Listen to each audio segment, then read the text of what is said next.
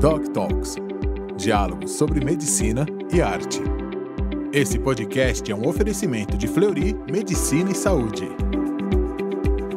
Sejam muito bem-vindos a essa edição especial do Doc Talks, podcast do Fleury, que une os mundos da arte e da medicina. Eu sou Manuel da Costa Pinto, jornalista, crítico literário, e agora, à distância, tenho como sempre a companhia de Augusto César de Macedo, médico do Fleury, curador deste podcast. Como vai seu isolamento, Augusto? Tudo caminhando, Manuel, é você? Tudo tranquilo também. Prazer ter você, reencontrá-lo mais uma vez para esses ótimos bate-papos que a gente faz periodicamente. E eu já começo apresentando os nossos convidados deste Doc Talks especial.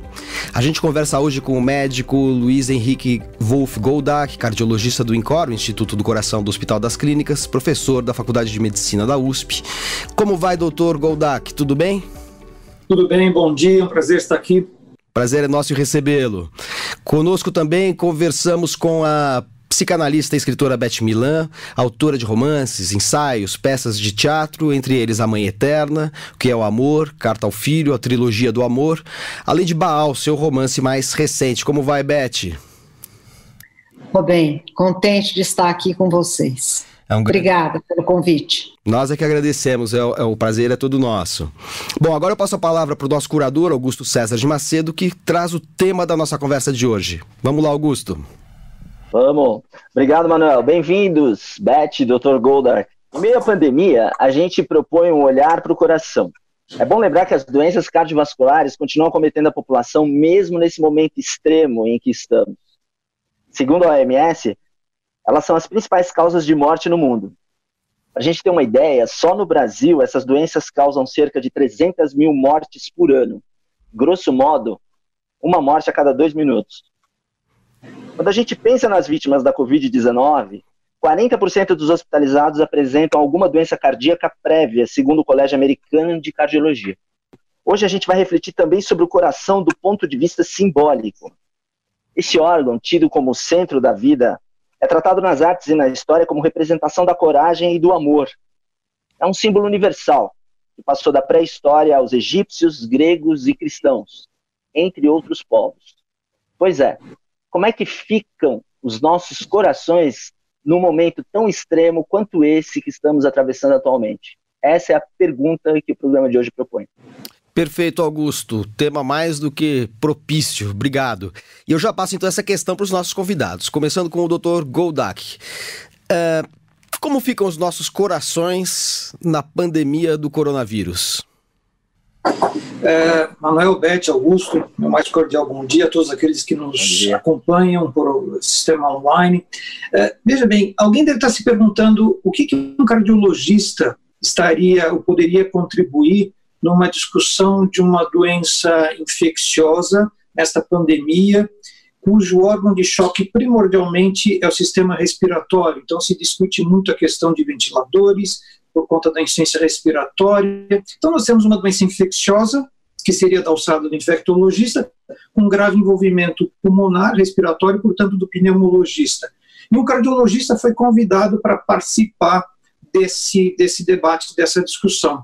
E isso é importante, o doutor Augusto já chamou a atenção que as complicações, os óbitos, a chegada dessa pandemia, na verdade ela vem se somar a uma lista de causas de óbitos na população de maneira geral. E as doenças cardiovasculares continuam tendo grande impacto como causa de mortalidade. Elas não foram substituídas pelas complicações e pelos óbitos relacionados à Covid. Portanto, o primeiro aspecto, bem lembrado, é que as pessoas continuam tendo, sim, seus problemas cardiovasculares. Esse seria o primeiro aspecto. E o segundo, o doutor Augusto também chamou a atenção, é que dentro do perfil de risco do indivíduo agora contaminado pelo novo coronavírus, com a doença Covid-19, com risco de complicações mais graves, evolução mais dramática para o óbito, a grande parcela, o grande fator de risco desta população é o doente com doença cardiovascular. Então, só esses dois aspectos. As pessoas continuam tendo doença cardiovascular. E o segundo, aquele que já tem, é um grande fator de risco para uma complicação, para uma evolução mais desfavorável pela infecção do novo coronavírus, realmente justifica o cardiologista participar dessa discussão, e ao longo desse nosso espaço haverá outras justificativas em relação ao tratamento, ao diagnóstico e à própria abordagem do paciente vítima de doença cardiovascular. Augusto, vamos lá. Passo a bola para você agora para uma pergunta para a Beth Milan. Oi, Beth, eu queria agradecer a sua presença aqui, muito nos honra. Obrigado, viu? Beth, a gente está falando sobre o coração do ponto de vista simbólico, do ponto de vista afetivo e do ponto de vista clínico aqui com a presença do Dr. Goldar. Eu acho muito bonito você tocar o tema da escuta em algumas das suas obras. Você toca o tema da escuta no livro Carta ao Filho, né? Onde você defende que boa mãe é a que escuta. Quem fale com ela e também quem ama escuta. Qual o lugar da escuta no Brasil de hoje, Beth? Em que medida você acha que a escuta insuficiente ou de má qualidade tem a ver com os males do coração? Olha, eu primeiro gostaria de dizer que escuta permite transformar o confinamento num espaço enriquecedor. A observação também, em relação ao que se passa na política, acho que eu não vou comentar porque não é o tema nosso. Mas é certo que através da escuta, nesse período, é possível enriquecer muito a própria vida, desde que ela não fique focalizada nos dramas que a televisão mostra. Uma das coisas importantes nesse período é não ser sentimental, é procurar ser, obviamente, generoso, carinhoso, etc., mas não se deixar tomar pelo sentimentalismo, porque ele é mortífero. Eu queria passar, então, a palavra para o Dr. Goldak, já retomando um pouquinho o que ele falou anteriormente. Pessoas com histórico de problemas cardiovasculares requerem mais cuidados em relação ao coronavírus? E quais são esses cuidados? Além dos cuidados naturais, como os do isolamento, da utilização de proteção, quais outros cuidados seriam necessários especificamente para quem é cardiopata? Manuel, vamos lá. O que acontece é que essa situação de pandemia nos impôs um novo modus vivendi, ou seja, nós agora aprendemos a questão não só do isolamento social, do distanciamento social, mas a questão do confinamento. E isso tem um impacto direto sobre tudo aquilo que nós, ao longo da nossa atuação prática como cardiologistas, recomendamos em relação à adoção de um estilo de vida saudável. O confinamento é um grande obstáculo, num primeiro momento, à adoção de um estilo de vida saudável. Como recomendar a um indivíduo que faça uma atividade física, que sabemos tem inúmeros benefícios, se ele tem uma recomendação de se manter isolado, de se manter confinado. Então, a questão da inatividade física imposta por esse confinamento é um grande desafio. E eu tenho visto alguns colegas, alguns pacientes que me reportam que eles estão tentando adaptar, dentro dessa recomendação de isolamento e segurança, alguma forma de atividade física. Então, por exemplo, aqueles indivíduos, coisas bem simples, que vão ao supermercado e quando voltam tem o caminho entre o estacionamento de sua casa ou da garagem do edifício, ao invés de pegar um elevador para subir 2 lances de escada, acabam subindo as escadas efetivamente dentro de casa, e hoje, através de aplicativos, você consegue um personal trainer online, ou mesmo o seu personal à distância, fazendo alguma forma de atividade física em casa. Então, primeira recomendação, que o confinamento imposto não seja uma desculpa para que não se pratique alguma atividade física. Esse é um grande desafio. E o segundo, que vem na esteira dessa imposição, é o ganho de peso natural. Existem vários memes, hoje a gente recebe brincadeiras e fotografias de um antes e depois da quarentena, mas nós já temos dados que mostram que o ganho de peso nesse período de quarentena é real, isso é mensurável. Alguns dados falam alguma coisa como 3 quilos, 3,5 quilos, eventualmente 7 quilos ao final de um período de 2 meses de isolamento, porque as pessoas ficam mais tempo em casa, inativas, de frente para a televisão, vendo as suas séries favoritas, e comendo. E, obviamente, o ganho de peso é natural. Então, a questão da inatividade física, a questão do ganho de peso relacionado a essa inatividade física realmente constituem desafios para que o cardiologista continue reforçando a mensagem de manter um estilo de vida saudável dentro das restrições impostas pela pandemia. Beth, aqui eu talvez possa colaborar. Vamos lá, Beth, eu ia justamente perguntar para você, já que o Dr. Goldak falou assim, que apesar da gente ter que aproveitar os momentos de movimentação possíveis, embora restritos nessa pandemia, a gente tem momentos de confinamento que predominam e a gente fica lendo, vendo séries, vendo televisão, vendo filmes. Como é que essa relação com a arte pode ajudar a conduzir esse tempo morto, aparentemente morto, da pandemia, e fazer com que ele seja produtivo, simbolicamente? Mas eu acho que o mais importante é dizer que o confinamento pode ensinar para a gente a contenção, não é? E que esse é o grande problema que o cardiologista também enfrenta, a dificuldade, porque nós estamos numa sociedade, ou estávamos, né, não sei até que ponto isso vai continuar a ser assim, altamente consumista, em que não era possível refrear os desejos. E o confinamento, ele pode ensinar a contenção. E um dos fatores que auxilia na contenção é justamente a leitura.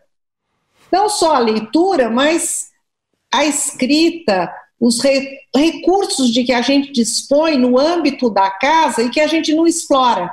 Eu descobri que a minha casa era uma casa esquecida, que minha casa é incrível, que eu tenho toda a minha memória aqui. Descobri também o meu armário. A gente tem muita roupa que a gente não usa, da qual a gente se esquece. Então, explorar o espaço no qual o espaço externo, material, e também o espaço interior. Eu até digo que o confinamento deixa a gente com excesso de lembranças. Mas essa é uma situação da qual nós podemos nos valer para reinventar a nossa vida, inclusive porque é possível que ela nunca volte a ser como ela era. Queria continuar o papo aqui com o Dr. Goldak, aproveitando, né, o que fazer durante a fase de isolamento. Eu queria perguntar para ele mais especificamente a visão dele como cardiologista. Ele enfatiza a necessidade das pessoas se cuidarem durante a pandemia, como ele acabou de fazer, né? Dr. Goldak, como isso pode ser feito à distância? Como é que fica a relação do paciente com o cardiologista e como esse trabalho de prevenção entre eles dois pode ser feito à distância? Augusto, eu vou aproveitar o gancho da Beth nessa redescoberta, e ela contextualizou a questão do espaço em relação à casa, essa redescoberta que o confinamento, essa contenção, que foi o termo que ela usou, tem sido explorado. E eu acho que a relação médico-paciente, como toda a sociedade, eu diria de maneira geral, ela na verdade ela está se reinventando, ela está se redescobrindo, ela está se recriando. Eu tenho certeza que a sociedade como um todo vai sair diferente pós-pandemia do que ela entrou, em todos os aspectos. E em relação, no tocante à relação médico-paciente, isso vai ser muito forte. A medicina, por algum tempo, se viu com uma certa resistência a adotar essa plataforma digital, porque entendia que ela seria um obstáculo, um distanciamento, aquilo que ela preza de mais importante, que é a relação médico-paciente. É o olho no olho, é o tocar o paciente. Mas agora nós estamos vendo que, diante dessa contenção, esse paciente com suspeita de doença cardiovascular ou já com doença cardiovascular estabelecida, ele não pode ficar refém da falta de um instrumento para que ele continue tendo acesso e acompanhamento do seu médico. E por que não usar com sabedoria essas plataformas digitais como o mundo vem fazendo, a sociedade civil vem fazendo? Então, o desenvolvimento da telemedicina, que até o ano passado tinha muita resistência, estava sendo discutida, formalização, regras de funcionamento, eu acredito que ela veio para ficar. Obviamente, quando eu digo que veio para ficar, vencendo-se essa fase, ela em hipótese nenhuma deve substituir a relação médico-paciente presencial. Ela deve ser mais um elemento a ser utilizado naquelas situações em que esse contato presencial não pode ser feito. Às vezes um paciente à distância de um grande centro, de um grande especialista, por que se deslocar se ele pode ter uma orientação inicial quanto ao seu problema, quais os caminhos a serem seguidos? Então eu recebo solicitações por plataformas digitais dos meus pacientes, quanto a alguma orientação. Doutor Luiz Henrique, como é que eu faço então para me exercitar? Como é que eu faço para continuar tomando o meu remédio? Mas eu preciso sair para comprar, eu posso sair para comprar, e a minha pressão que agora veio assim assado. Então nós estamos redescobrindo esse mundo chamado telemedicina e que, de novo, ele vai ser sempre uma alternativa diante do impedimento da questão presencial. Eu queria dizer uma coisa em relação à relação médico-paciente, porque a gente sempre pensou, como eu fiz antes de me tornar psicanalista, eu fiz a faculdade de medicina, a gente sempre pensou na relação médico-paciente como uma relação presencial. Mas o que essa telemedicina pode ensinar é uma escuta mais aguda, mais aguçada, não só uma escuta mais aguda por parte do médico, mas também do paciente. A telemedicina, ela obriga a uma acuidade na escuta e na expressão muito maior.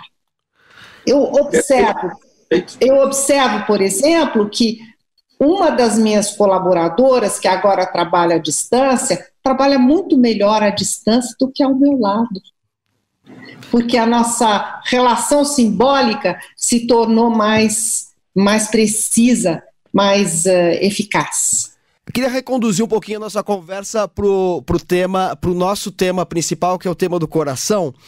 Até agora a gente falou bastante dele em relação ao contexto da pandemia. Mas queria fazer uma pergunta mais geral, que diz respeito tanto à medicina, pela importância que a medicina tem na formação da cultura humana, quanto para a psicanálise, para a literatura, enfim, para as ciências humanas. A palavra coração, que vem do latim cor, ela está na origem de cordial, discordar, recordar, coragem, misericórdia. E eu pergunto para a Beth, mas também para o Dr. Goldak, que é o seguinte: por que sentidos como coragem, cordialidade, misericórdia, concórdia, de alguma maneira que estavam associados ao coração no passado, na Idade Média, na Antiguidade e tal, hoje em dia foram suplantados esses termos, né? Coragem, cordialidade, misericórdia, foram suplantados pelo simbolismo amoroso, afetivo do coração. Como é que o coração se tornou sinônimo de amor e afeto? Beth Milan, autora de O que é o Amor e da Trilogia do Amor. Não sei responder a essa questão considerando a história, a etimologia, mas o fato é que o coração tanto pode ser a condição da cordialidade, da concórdia, da coragem, quanto da discórdia. Eu queria lembrar que o amor tanto traz felicidade quanto infelicidade, não é? Porque o amor pode se converter em ódio, porque o amor pode estar associado ao ciúme. Tudo isso faz muito mal para o coração material, não é? Então, o sentimento amoroso, ele tem uma repercussão muito grande sobre o corpo. O Freud dizia que a sexualidade é o que mais felicidade propicia para o ser humano, mas ela também pode propiciar o contrário da felicidade. Então, existe uma relação estreita entre o sentimento amoroso e a condição cardíaca. A inflação do ego, ela é contrária ao bem-estar do coração. E, portanto, os indivíduos mais cordiais, mais generosos, tendem a ter uma condição cardíaca melhor. Acho eu. O cardiologista pode confirmar ou infirmar o que eu digo. Eu queria que o Dr. Goldach respondesse essa pergunta e também a pergunta: por que o coração virou símbolo de afetividade, amor, historicamente? Queria só complementar a pergunta do Manuel, Dr. Luiz Henrique. Como é que as doenças do coração, do ponto de vista simbólico, atingem o coração do ponto de vista clínico? Então, vamos lá. Vamos lá.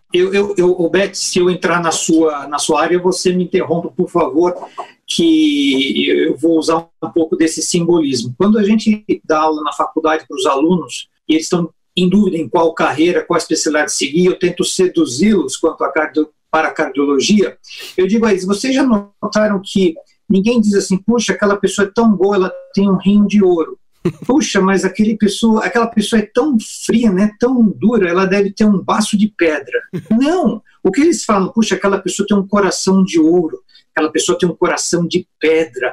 Então, já há muito tempo, isso vem desde o tempo hipocrático, o coração tinha essa relação muito íntima, muito próxima com as emoções. E talvez, Beth, se você me permita, algumas... de onde vem isso? Se a gente imaginar na nossa adolescência, mas isso pode acontecer em qualquer fase da vida, quando você vê aquela pessoa pela qual você se interessa, você tem uma atração, você descobre a paixão. Um dos sintomas que você está apaixonado, qual seria? O seu coração dispara. Então você sente o coração acelerado. Aí, por outra maneira, você leva um susto, uma ameaça de alguma coisa, o coração parece que quer subir a boca. São as expressões que os pacientes nos falam. E a Beth deve ter ouvido muito isso quando você tem uma preocupação, algo que lhe incomoda, você sente o peito apertado. Então, existe uma relação, agora eu diria até visceral, Augusto e Manuel, entre as emoções que são trazidas do meio externo, ou aquelas de origem interna, com a percepção visceral do que é que está acontecendo comigo. Eu tenho palpitação, o peito aperta, o coração quer subir pela boca. E aí, para a contaminação disso, do ponto de vista simbólico, o coração como sede das emoções, tanto das boas quanto das ruins, ficou muito claro. E o Augusto, só para finalizar, me fez uma pergunta: bom, mas isso tem muito simbolismo. Será que, de fato, alguma emoção... A Beth estava falando do eu. Alguma emoção pode, de fato, ter uma repercussão clínica? Sim, pode. Por muito tempo, nós reconhecemos o estresse, de maneira geral, como um fator de risco cardiovascular. A pessoa muito ansiosa, mas talvez porque ela assumisse comportamentos por conta dessa ansiedade. Maior risco, talvez, de se tornar um tabagista, fazer menos atividade física, hábitos alimentares inadequados, ela teria um problema do coração. Até que, há pouco mais de 10 anos, se descobriu, inicialmente no Japão, que mulheres, inicialmente mulheres jovens, que vítimas de um grande estresse, um estresse agudo, baixavam numa unidade de emergência com infarto agudo do miocárdio. Eram levadas para o cateterismo cardíaco, porque a hipótese é que houvesse uma artéria obstruída. Surpresa, não havia artéria obstruída. Caso 1, caso 2, caso 3, e foram rever a história dessas mulheres, e havia um marco emocional muito forte. E numa sociedade patriarcal como a japonesa, esse marco, esse estresse, era a dissolução do matrimônio, era o divórcio. E isso gerava uma emoção tão forte que levava a um infarto agudo. E essa condição clínica, olha que bonito, Beth, essa condição clínica foi descrita inicialmente como a síndrome do coração partido, em inglês, The Broken Heart Disease. Aí a gente viu que não era só em mulheres, não era só em matrimônio, homens também tinham. E sabe, Augusto, olha que mais fascinante ainda, Beth, a gente imagina que só emoções ruins, muito intensas, podem provocar males cardíacos. Na Copa do Mundo da Alemanha, no dia que a Alemanha jogava, o número de infartos aumentava, independente do resultado. Então, o torcedor alemão torcendo pela sua nação, pela sua seleção, aquela emoção tamanha, e a Alemanha ganhando tudo, ainda assim isso podia provocar uma alteração cardiológica aguda. Então, a Beth deve fazer coro a mim, não tem como, Augusto, não tem como, Manuel, realmente separar, seja do ponto de vista simbólico, mas ainda do ponto de vista visceral, literal, emoção e condição cardiovascular. Elas estão intimamente ligadas. Isso a língua diz muito bem. Se a gente examinar as expressões da língua em relação ao coração, a gente vê que a relação que se estabelece entre os diferentes sentimentos e o coração. Você vê que existe a síndrome do coração partido, é porque é uma relação íntima entre o drama amoroso e o infarto. Porque nós somos corpo e alma. Não é? Perfeito. Nós estamos nos encaminhando para o final desse nosso encontro e eu queria terminar pedindo, já que estamos diante de uma escritora, psicanalista e médica, né, já que a Beth também é médica, e de um médico que demonstrou aí a sua vasta visão para além da medicina e sobre a integração da medicina com a cultura de uma maneira geral, queria pedir dicas de leituras, de filmes, ou eventualmente outra linguagem que pode ser acolhedora para o coração num momento de isolamento, pandemia e medo. Graças a você, eu reli Crime e Castigo. Então, Crime e Castigo é um livro que mostra a relação íntima entre o sentimento e o sofrimento corporal. E mais que isso, a gente pode estabelecer uma relação entre esse romance que, paradoxalmente, mostra que o verdadeiro criminoso não é o homem que cometeu o crime. O verdadeiro criminoso é a sociedade na qual ele se inscreve. Acho que o grande mérito do Dostoiévski foi ter mostrado isso. E eu me refiro a esse romance também porque uma das coisas que são mais evidentes para mim durante essa pandemia é o quanto o coronavírus mostra do que há de inimaginável, insuportável no mundo em que nós vivemos. Eu não sei se eu sofro mais vendo o que acontece com as pessoas que são internadas, afetadas pela doença, ou vendo as condições em que as pessoas vivem. O coronavírus deveria servir para mudar a condição da nossa sociedade. É isso que eu vejo. Não é só uma questão médica ou psicanalítica, é uma questão social gravíssima, porque 30% das pessoas que morrem do coronavírus são pobres. Então, o coronavírus atinge, sobretudo, os pobres, e não há por que continuar a aceitar essa indiferença em relação à condição social que existe nesse país e nos outros, em muitos outros, não é? Então, essa podia ser uma lição, além da gente aprender a contenção, aprender a explorar o próprio universo, a casa, o universo íntimo, a gente podia refletir seriamente sobre a oportunidade que nós temos de intervir na situação social. Com essa reflexão, Beth, você resgata um dos sentidos derivados da palavra coração, que é misericórdia e concórdia, além de acrescentar, associar isso à literatura de Dostoiévski, autor do Crime e Castigo, o livro que você indicou, que é um autor que desenvolveu muito a questão da piedade diante das misérias metafísicas e sociais do ser humano. Dr. Goldak, qual a sua dica de leitura em tempos de pandemia, pensando nos nossos corações confrangidos?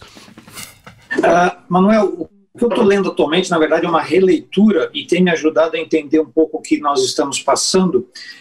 O título original é Thinking Fast and Slow, porque mostra exatamente como eu estou tentando entender como nossos colegas médicos têm se posicionado de uma maneira muitas vezes menos científica e talvez mais apaixonada frente a determinadas questões que envolvem toda essa situação da pandemia. Faço isolamento, não faço isolamento, horizontal, vertical, dou cloroquina, não dou cloroquina. Há uma discussão tão apaixonada, e reler Thinking Fast and Slow tem me ensinado a tentar compreender como esses meus colegas têm trabalhado Sistema 1, Sistema 2, Fast and Slow. É uma coisa tão... Ou eu tenho uma resposta intuitiva, quase apaixonada, quase futebolística, quase místico-religiosa, em detrimento de um processamento mais lento em relação a quais seriam os argumentos frente a essa situação ou aquela, porque isso, porque não aquilo. Enquanto nós ficarmos nesse campo, eu acho que, honestamente, a maior vítima vai continuar sendo quem? Sempre os nossos pacientes. Então, essa questão intuitiva versus um processo mais dedutivo, mais moroso, de se debruçar sobre o tema, reler o pensamento rápido e lento tem me ajudado nessa fase de pandemia, não só com os meus pacientes, mas também para tentar entender os meus colegas médicos. Esse livro é do Daniel Kahneman, né? O próprio. Exato. O próprio. Que, salvo engano meu, é um pensador, um filósofo do campo da psicologia que ganhou o prêmio Nobel de Economia. De economia. Eu lembro de quando eu li esse livro. Esse livro está publicado no Brasil, Rápido e Devagar, né? Sim. O título dele em português é Rápido e Devagar. E de certa maneira, ele sintetiza um pouco a nossa conversa aqui, porque é um autor do campo da psicologia que fala sobre o efeito sobre a sociedade das nossas formas de pensar e os efeitos que isso tem também sobre a nossa vivência, a nossa sobrevivência física e da nossa saúde. Então eu acho que Rápido e Devagar, do Daniel Kahneman, é um livro fundamental para se pensar as modalidades de pensar mais intuitivas ou mais elaboradas, desfazendo ideias recebidas, estereótipos, preconceitos, mas guardando atenção também para as nossas intuições, sabendo lidar com elas, né, Dr. Goldak? Sem dúvida, sem dúvida. Beth, muito obrigado pela presença. Dr. Goldak, muito obrigado. Obrigado pelo convite. Obrigada, amigos. Foi um prazer. Augusto, até a próxima, e eu também cumprimento e saúdo os nossos espectadores, os nossos ouvintes, e convido a todos para o próximo Doc Talks. Até lá. Esse podcast é um oferecimento de Fleury Medicina e Saúde. Fleury, a gente cuida, você confia.